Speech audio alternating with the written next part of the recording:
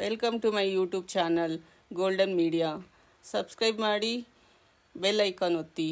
ಸೀತಾ ರಾಮನ ಹತ್ತಿರ ಮಾತನಾಡುತ್ತಾ, ಹೆಣ್ಣು ಮದುವೆಯಾದ ಮೇಲೆ ಗಂಡನ ಮನೆಗೆ ಹೋಗಬೇಕು, ಅದು ಸಾಮಾನ್ಯ. ಆದರೆ ಒಂದು ಮಗುವಿನ ಜೊತೆ ಹೋದಾಗ ಆ ಮಗು ಅದು ತನ್ನ ಮನೆ, ತನ್ನವರು ಎಂದು ಹೊಂದಿಕೊಳ್ಳುತ್ತದೆಯೋ ಇಲ್ಲವೋ ಎನ್ನುತ್ತಾಳೆ. ಆಗ ರಾಮ, ಆ ಥರ ಏನೂ ಆಗುವುದಿಲ್ಲ ಸಿಹಿ, ನನ್ನ ಮಗಳು, ಅವಳನ್ನು ಮೂರನೇ ವ್ಯಕ್ತಿಯ ಥರ ಬಿಡುವುದಿಲ್ಲ ಎನ್ನುತ್ತಾನೆ.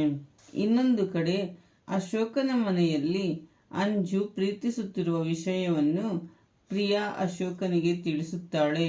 ಅಶೋಕ ಕೋಪ ಮಾಡಿಕೊಳ್ಳುತ್ತಾನೆ.